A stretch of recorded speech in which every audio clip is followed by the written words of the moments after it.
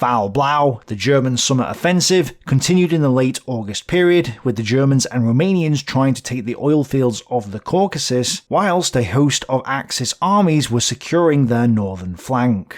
Their front line in the north currently ran along the Don River to the Volga, where they were fighting to take the city of Stalingrad. If they did take Stalingrad, they would consolidate their position on the Volga, which would not only block the river, but also allow them to go east and strike towards the city of Astrakhan. The Soviets, of course, were trying their best to prevent this from happening. Overnight on the 27th to 28th of August 1942, the Western German infantry divisions of Seydlitz's 51st Army Corps shifted eastwards. This move was designed to concentrate more forces in Kampfgruppe Kegler's area to permit a greater breakthrough effort towards Wittersheim's trapped corps. However, this drew troops away from the west, which meant that there wasn't a continuous German front line in the area. This gave the remnants of the 399th Rifle Division an opportunity, and they took it. A number of them managed to slip back through the unsolidified German lines to reach their comrades in the Ilarianovsky area. Then, the survivors of the 399th Rifle Division joined the 131st and 112th Rifle Divisions and the 20th Motorized Rifle Brigade and stood their ground north of the railway line.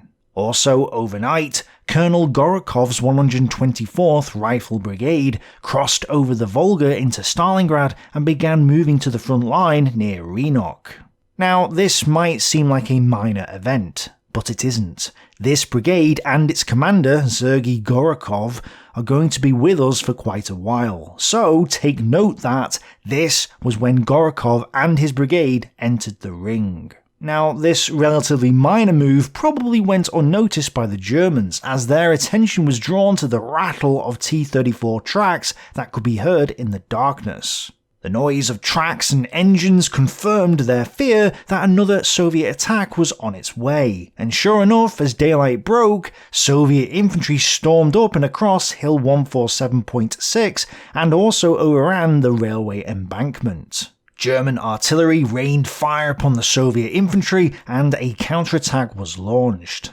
One company each of Panzers and Panzer Grenadiers surprised the Soviets and forced them to withdraw. Then, as the Soviets were assembling for another attack from Hill 147.6, the Germans struck them first, clearing them from the hill and retook all their lost positions. In the air above this battlefield, Hauptmann Steinhoff engaged 3 Lag 3s east of the Volga. But as he was trying to get one in his sights, the temperature gauge of his engine indicated that something was wrong.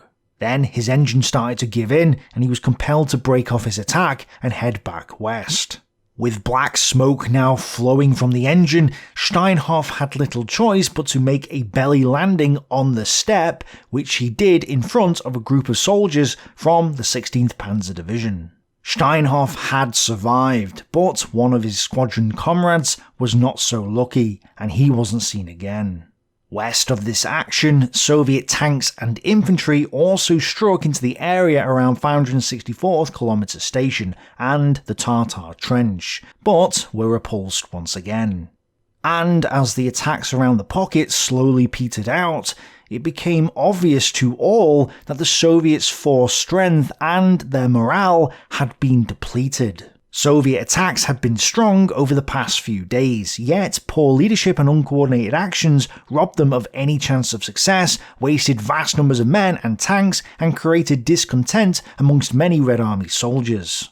But the Soviet commanders stubbornly refused to give up their attacks, and captured Soviet prisoners warned the Germans of another incoming assault. In fact, the 26th and 27th Tank Brigades of 2nd Tank Corps had just received 21 T-70 tanks and were preparing for yet another assault due to start the next day.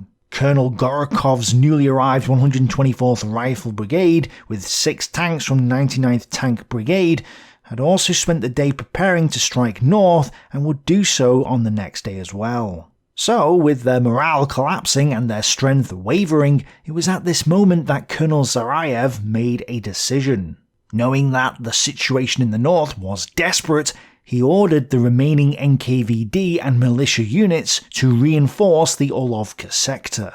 Unfortunately, to the frightened citizens of Stalingrad, the departure of the NKVD and militia units confirmed their worst fears. Obviously, in their eyes, the city was about to fall, and so they took matters into their own hands and began to flee. On 28th of August 1942, an event occurred which was subsequently suppressed in all post-war Soviet histories: a mass flight from the city. The fact that this event was suppressed means that I don't have much information about it, and the only book that really mentions it is Jones's Stalingrad: How the Red Army Triumphed, which is a fantastic book and I highly recommend it. What I can say is that the Germans also downplayed the events that were happening on the 28th, summed up by Beaver in this passage. The Russians continually mounted diversionary attacks on both sides of the corridor. General Huber's responses to these ill-coordinated lunges were sharp and successful. He moved his headquarters on the 28th of August into a tapering ravine which offered better protection against the nightly air attacks. He ensured himself an undisturbed night's rest by sleeping in a straw-lined pit under his tank. Except these were more than just diversionary attacks, and we heard in the previous episode how Huber was on the verge of ordering a breakout from the pocket. Yet here the general is presented as being calm and in control, and the overall impression is that Wittersheim's corps wasn't really in much danger. Of course, the reality is a little different. Strong Soviet attacks and Huber's constantly panicky requests for supplies and reinforcements prompted Wittersheim to request that his corps withdraw from the Volga. Paulus refused. Indeed, it seems that Kampfgruppe Kegler's relief effort was the reason why Huber didn't retreat. Kampfgruppe Kegler and 160th Panzer Battalion had advanced east once more and managed to re-establish links with the 14th Panzer Corps. Again, supplies were shifted into the pocket. The timely arrival of the supplies saved the fiery General Huber an embarrassing moment. He had just agreed with irate staff members to pull back from the Volga and try to reach the 6th Army's main lines back at the Don. And, rather than fall back again, Kegler formed an all-round defensive position established on a hill in the middle of the area where 160th Panzer Battalion, some flak units, and pioneers huddled for the evening. The idea was that this would make it easier in the future to re-establish links with Wittersheim's men rather than having to go the complete distance each time. Of course, this technically also meant that there was now two pockets of German forces, but at least they dominated the no man's land between them. Zooming out a little to see the operational level, it's fair to say that the 6th Army had become bogged down in all the areas that it was fighting. 14th Panzer Corps was still surrounded, whilst 51st Army Corps was attempting to re-establish contact with it. 8th Army Corps sat in its bridgehead, doing little. The fighting in the Serafimovich area had died down, and despite another Soviet attempt this day to break through the lines, 11th Army Corps' front remained stable too. And nothing had happened in 4th Panzer Army's area at all over the last couple of days. Overall then, it would be reasonable to conclude that the Axis attack on Stalingrad had stalled once again, and it's clear that they were having anything but an easy ride getting to the city. Of course, to the south, preparations were being made for Hoth's next attack, which had the potential to get the offensive rolling again. Facing little Soviet opposition in their area, 4th Romanian Division was pulled out from the line and moved east to secure the lake area and Hoth's eastern flank. But the main thing to note was that 48th Panzer Corps had by now moved itself behind the Romanian lines and was almost ready to attack. It was out of frontline combat, and fuel and ammunition supplies were arriving to restock the depleted units. 24th Panzer Division, as an example, now had enough fuel for an advance of about 50 kilometers from the preparation area. And this was done without the Soviets knowing a thing about where 48th Panzer Corps was. Of course, these units had suffered heavily in the previous fighting and were certainly nowhere near their full strength at this point. Jason D. Mark describes the depleted condition of the 24th Panzer Division in his book, Death of the Leaping Horseman. With Riebel dead, Hauenschelt had to place 24th Panzer Regiment under the command of Major von der Lancken. And with Lengerke also dead, Oberstleutnant Vollraff von Hellermann, commander of the 4th Motorcycle Battalion, now took command of the 21st Panzer Grenadier Regiment.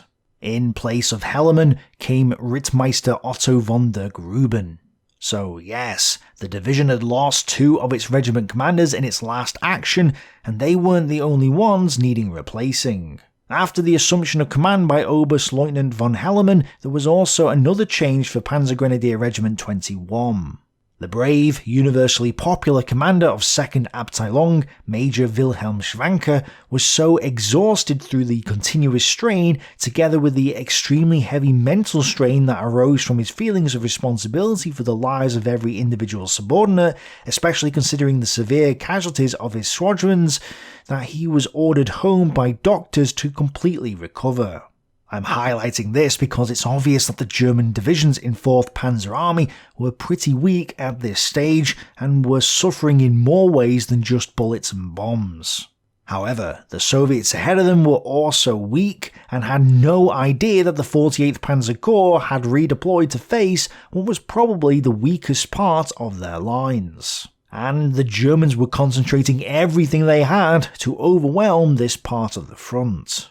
Generals Stumpfeld, commander of 48th Panzer Corps Artillery, and Fiebig, commander of 8th Flieger Corps, joined Hoth and the others at 12:30 hours to discuss the upcoming attack. They would provide substantial artillery and Luftwaffe assistance to shatter the enemy for their Panzer and Panzer Grenadier troops. But Fiebig's boss, Richthofen, wasn't happy. The previous day, he had sent his operations officer, a guy called Schultz, to visit Göring and Jesenek, the guys in charge of the Luftwaffe. Schultz relayed Richthofen's frustrations about the slow progress of the armies at Stalingrad, which they agreed with. Hitler wasn't happy either, and Richthofen got permission to go visit the army commanders to boost their morale. So, on the 28th, Richthofen visited Hoth to tell him to hurry up in a friendly manner. But Hoth had learnt about Richthofen's complaints to the higher-ups and immediately confronted him when he arrived. Richthofen was shocked and embarrassed, and quickly blamed Göring and Jesenek for having supposedly twisted his words. This backtrack soothed Hoth's temper, although this was the first open clash between the arrogant airman and his army colleagues. It would not be the last. Thing is, Richthofen wasn't exactly wrong, since Hoth's 4th Panzer Army hadn't gone anywhere over the last week or more. Richthofen had actually described his army as having worn-out leadership and feeble troops, which goes against the usual description of the amazing and unbeatable Wehrmacht that you get from the other German generals and Wehrabus. Well, Richthofen's assessment is probably unfair, since, as Hoth pointed out to Richthofen, it was fuel that his men lacked, not courage. But it's also difficult to not come to the conclusion that Hoth really had to get his army moving to make up for lost time, and to disprove the idea that he and his army weren't worn out. Luckily though, his next attack had the potential to do just that.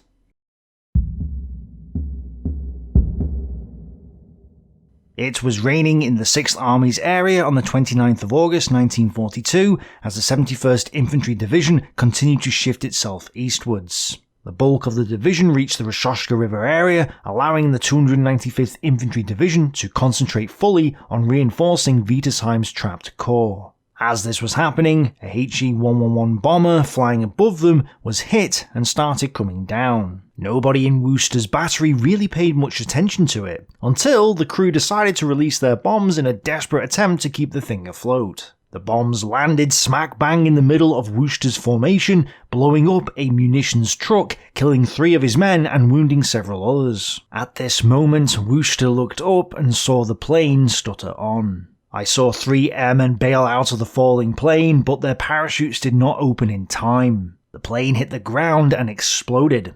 When we searched the crash site, we found nothing but burnt wreckage. The 3 crewmen lay on the ground with unopened chutes. We snapped off their dog tags, collected watches and other personal belongings, and sent them off together with a short report. I now had the unenviable task of writing letters to the next of kin. It had to be done, but finding the right words was not easy. Northeast of this incident, Camp Group Kegler, with 160th Panzer Battalion sat on their hill in the middle, reopened the corridor once more. This time they faced little resistance, more trucks made it through, and supplies reached the frontline troops in the late afternoon. Prisoners and casualties were also evacuated, yet despite this, the supply situation for the 14th Panzer Corps remained critical, and the desperate shortage of ammunition for the Panzer IV long barrels was made worse when only 280 rounds of ammunition for them reached the Corps. That was barely enough to fill 3 panzers. Still, the shortage of shells didn't stop Wittersheim's men taking out another 42 Soviet tanks on this day. And there was also a reshuffling of units within the pocket. Infantry elements from 60th Motorized Division took up positions to the south, allowing 3rd Motorized Division to redeploy most of its units to the north. This was fortunate because another Soviet assault went in against 3rd Motorized Division, with the 4th and 16th Tank Corps trying to break through to the 2nd Tank Corps, which was heading north towards them. But both attacks were dissolved under heavy German defensive fire, with 14th Panzer Corps using 160 tons of artillery ammunition in the process. Trapped in a pocket and using up a lot of ammunition like this just to keep the enemy at bay, whilst not knowing when additional supplies were coming, made Wittersheim very worried. That's why he continued to ask for help, and the 6th Army had to repeat their previous orders to hold onto the Volga regardless of the situation. Obviously this was easier said than done, and the Soviets were trying their hardest to smash Wittersheim's pocket. Copious amounts of Soviet artillery and rocket fire rained upon them from the eastern bank, as 2 Soviet gunboats blasted them from the Volga itself. These shells pummeled 16th Panzer Pioneer Battalion and signalled the start of yet another Soviet attack. Supported by 6 tanks from the 99th Tank Brigade, Colonel Gorokov's newly arrived 124th Rifle Brigade advanced. They forced the German engineers back and successfully captured the village of Rynok. Again, an important event that we should take note of. It was probably the combination of incessant Soviet attacks on the pocket, his stalled advance, and Wittersheim's pleadings that persuaded Paulus on the evening of the 29th to pull 8th Army Corps back from its bridgehead. Although this withdrawal wouldn't happen for a few days, it seemed like a waste to have 2 divisions tied up in a bridgehead that wasn't getting used, especially when they needed more troops to the east. If Paulus abandoned this bridgehead, it would free up 1 division which could be used elsewhere. Which is a great idea, although from the German perspective, he probably should have thought of this a little sooner. And Paulus wasn't the only one making changes. On the 29th of August, Deputy Supreme Commander Georgy Zhukov arrived in the Stalingrad region at the airfield at Kamyshin. Vasilevsky greeted him, and after a short discussion, the two of them drove to the Stalingrad Front's headquarters at Malaya Ivanovka. But Gordov, the commander of the Stalingrad Front, wasn't there. He was in the forward positions. And not impressed with the vague and imprecise reports told to him by the headquarters staff, Zhukov arranged to meet with Gordov and Moskalenko at 1st Guards Army's headquarters instead. Arriving there, Gordov and Moskalenko gave their own more accurate reports of the situation, which both Zhukov and Vasilevsky were happier with. Unfortunately, they painted a grim picture. The condition of the 3 new armies that the Stavka had sent them was poor. Apart from the lack of equipment, fuel or ammunition, the 3 armies were manned by older reservists, and they certainly wouldn't be ready to attack on the 2nd of September. So, all 4 generals agreed that a counterattack could not be conducted before the 6th of September, and Zhukov immediately reported this to Stalin. Stalin listened to what Zhukov had to say, and did not object. However, Zhukov sweetened the blow by saying that Moskalenka's 1st Guards Army might be able to attack on the 2nd of September. This was good enough for Stalin, who ordered Moskalenka to attack on the 2nd if he was ready to do so. Thus, the Soviets were preparing for yet another attack as their offensive in the Serafimovich area ground to a halt.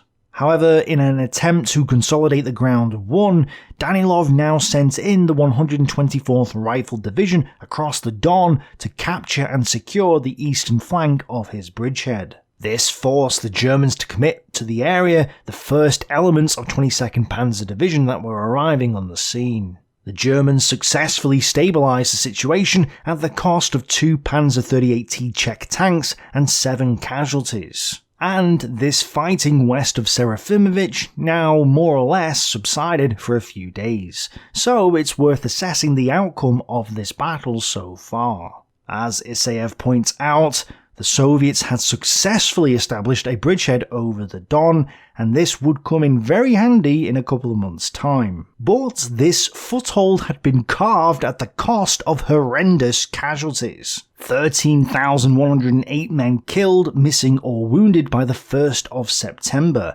in a couple of days' time. Total Axis casualties for Serafimovich for this period are not clear, but the Soviets reported capturing 1,200 mostly Italian Axis prisoners and a host of equipment, including 30 artillery pieces.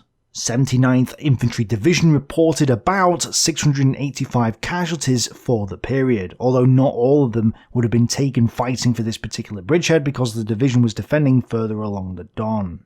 Also, some of these were lightly wounded and would stay with the troops, so this isn't an accurate assessment of the damage inflicted by the Soviets. But it's clear that the Soviets had taken more casualties than the Axis and had been stopped by German and Italian forces. It had been a high price to pay to secure this bridgehead across the Don, but if they could make decisive use of it in the future, the sacrifice of lives may not have been in vain.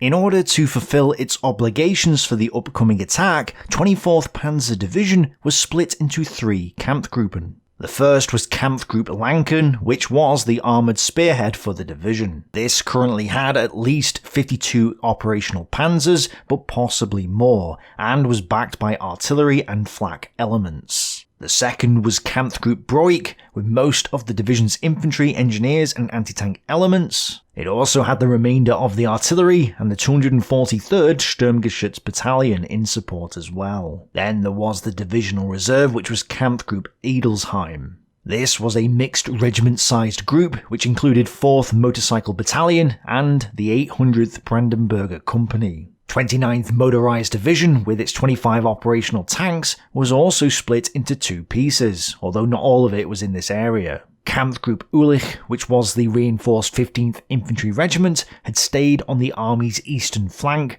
while the rest of 29th Motorized Division had moved to positions behind the 14th and 24th Panzer Divisions. Still, even without all of 29th Motorized Division, it was clear that the 48th Panzer Corps had a decisive advantage over the opposition. Altogether, these 3 German divisions with roughly 100 operational tanks would roll through 2nd Romanian Division, smash the Soviets ahead of them, then move northeast towards point 130. And with practically no anti-tank capability and lacking 80% of its artillery, the 3,700 men of the 126th Rifle Division, which lay in the area opposite Kempt's Corps, simply weren't going to stop this attack. Through the concentration of forces, General Oberst Hoth achieved a 4-to-1 advantage in infantry and total superiority in artillery and armour. But as though these numbers weren't already bad enough for the Soviet side, some authors have exaggerated the numbers still further. Popov states that the 5 Axis divisions attacking the 126th Rifle Division had 200 tanks. Oh, and behind the tanks moved files of drunken infantrymen. I'm not sure about the drunkenness of the German infantrymen, perhaps they were drunk, but it was 4 divisions, not 5, and one of these divisions was Romanian, another, the 29th Motorized, wasn't complete, and none of them were at full strength, which is why they had about 100 tanks, not 200 as Popov claimed. But this was still a massive advantage. Shumilov's defences were concentrated on his eastern, not western, flank, which is where he had just sent the 40 new T-70 light tanks he'd received on this day. This meant that Shumilov had no tanks in the area where Hoth's attack was about to strike. So yes, the 126th Rifle Division was still vastly outnumbered and outgunned, even though the Axis numbers have been exaggerated in some of the Russian sources. Of course, German authors also like to exaggerate and imply the opposite, that the Germans faced hordes of Red Army soldiers in heavily defensive positions. The enemy tenaciously held on in front of the 6th Romanian Army Corps. These outermost city defensive belts, which continued west of the railroad tracks, opposed the attack with large terrain obstacles. This situation caused the Panzer Corps to be relieved from its former sector and again prepared for the breakthrough in the area south of Tebet-Enerevo. Yes, Hapt is actually claiming that it was the Romanian failure to attack in their area that caused 48th Panzer Corps to redeploy, not because of the failure of 48th Panzer Corps itself, which was the actual reason. Because Hapt is so pro-German that he can't bring himself to admit that it was the German troops who had failed in this situation. In deep, carefully constructed field positions, the enemy established special combat groups here which were led by the commander of the 126th Rifle Division, Colonel Sorokin. They consisted of the 126th Rifle Division, the reconstituting 208th Rifle Division, and the Ordzhonikidze and Grozny Military School regiments, reinforced by 2 Army artillery and multiple rocket launcher regiments. The 29th and 138th Rifle Divisions closed along the railroad tracks to the north. Right, but no context is given here. Hapt implies that 4 Soviet divisions were in the area, plus 2 military school regiments and lots of rocket artillery. But the 29th and 138th Rifle Divisions were not facing the incoming German attack. The 208th was more than reconstituting, it was completely wiped out, with only the headquarters staff remaining, and the 129th Rifle Division had only 3,700 men left. The cadet regiments had been in combat for weeks and were depleted too, and as far as I'm aware, there was only 1 artillery regiment in the area, the 1159th Artillery Regiment. But obviously that's not the point. Hapt is trying to make out as if the Germans easily broke through hordes of enemy troops in super tough defensive positions backed by a ton of artillery, when in reality they faced 1 depleted division reinforced by scraps of other units that had no tanks and little artillery. Yes, they were in defensive positions, but those positions are worthless if they're not manned, which they barely were. So really it was the Soviets facing hordes of German and Romanian troops, not the Germans, the opposite of what Hapt implies. And too little too late, Shumilov now realised that the Germans had redeployed their motorised and panzer formations to his weakened western wing. But there was no time to do anything practical to reinforce his units there before the attack began. Instead, Shumilov could only offer moral support, and supposedly told Sorokin, "Hold on, dear one, until your last breath, hold on. There is no way out. If you can hold on for an hour, that is a good thing. 2 hours is still better, and 3 hours we will erect a monument to you." So, at 0500 hours, Romanian and German artillery opened up and a strong swarm of aircraft flew overhead, as 3 columns of panzers and panzer grenadiers advanced, concentrating on the western flank of the 126th Rifle Division. The Soviets ahead of Kampfgruppe Lanken were in a gully and offered strong flanking fire, setting the lead panzer alight. They struck several more panzers with anti-tank rounds, causing the crews to bail out and abandon them. And anti-tank rifle rounds passed cleanly through some of the half-tracks, wounding the troops riding on them. But it was clear that they wouldn't hold on for long, so Shumilov reacted by ordering the 6th Guards and the 254th Tank Brigades to fall back to the Zeti area, which they began to do. Tanashishkin himself also left for Zeti, where he began organising the 30 or so T-70s gathering there for a defensive battle. And between Zeti and the Tinguta Station area was Colonel Shumilov's 154th Naval Rifle Brigade, which, without any instructions from above, decided to hold its ground in the face of the incoming Axis attack. Despite offering stiff resistance at first, by 08:15 hours, the 126th Rifle Division's line had been breached by the 24th and 14th Panzer Divisions. In fact, Heim's panzers drove directly into Sorokin's headquarters, but instead of running, Sorokin ordered his men to hold on. They did, at the cost of horrendous casualties. Every single senior commander was either wounded or killed, with Colonel Sorokin himself losing consciousness from his wounds. The remaining elements of the 126, with their deputy commander for logistics, Major Golova, now in active command of the division, stood their ground against impossible odds. At least at first. They had knocked out several panzers with their anti-tank rifles and mines, but there's no getting around the fact that Kemp's 100 panzers had quickly overwhelmed them. At 10 AM, the 126 was ordered to fall back, which it began to do. However, the withdrawal quickly turned into a rout, and the men began to flee in all directions. Because of the collapse of the 126th Rifle Division, the 29th and 138th Rifle Divisions were now compelled to abandon their defences around the 74th Station area. And Shumilov ordered the 29th Rifle Division to act as a rearguard to allow the other units to withdraw, which it did, suffering horribly in the process. And despite heavy Soviet fire coming from the west, which slowed the advance, 24th Panzer Division pushed forwards, with Kampfgruppe Lanken reaching the southern edge of Zeti by 12:00 hours. Shortly after, a message was sent by 24th Panzer Division that read, "Entire Sturmgeschützabteilung knocked out. The last gun of Sturmgeschützabteilung 243 has been knocked out." As Jason D. Mark points out, the message does not indicate whether the assault guns were totally destroyed or, as is more likely, simply put out of action for an hour or so due to minor damage. The main problem though was that 14th Panzer Division had lagged behind due to firm Red Army resistance in its area. This stunted advance now exposed the right flank of 29th Motorized Division, which was a threat to the overall offensive. Worse, a tank battle now erupted at Zeti, with Tanashishkin's 30 or so T-70s bravely and perhaps foolhardily going up against the German Panzer IIIs and IVs of 24th Panzer Division.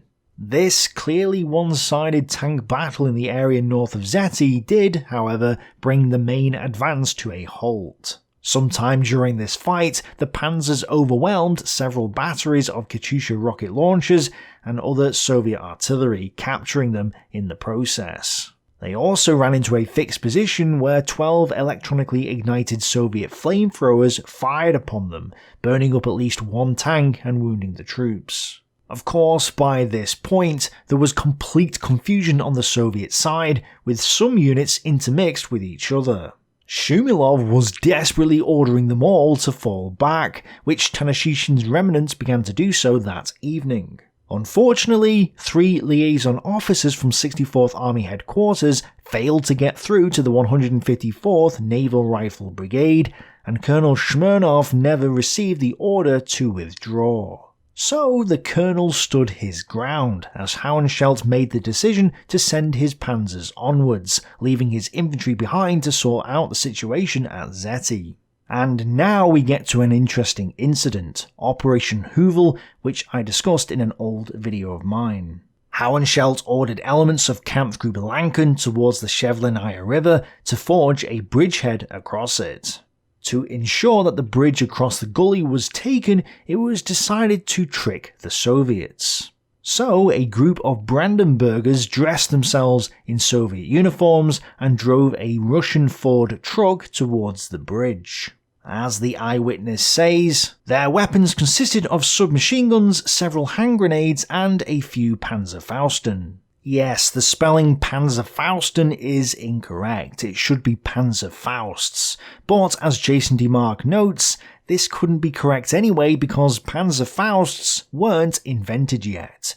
Most likely the Brandenburgers were armed with anti-tank rifles, not Panzerfausts, but it's an interesting quote nonetheless. Anyway, the truck sped towards the bridge, and the men on board fired their submachine guns and threw their hand grenades at the two panzers that were chasing them. This was all for show to fool the Soviets into thinking that the truck was full of Russians fleeing the Germans. And as they got close, the two panzers drove off the road in preparation for an attack, whilst the truck drove to the bridge. Then a massive explosion blew the truck to pieces, and anti-tank rounds smashed the two panzers as well.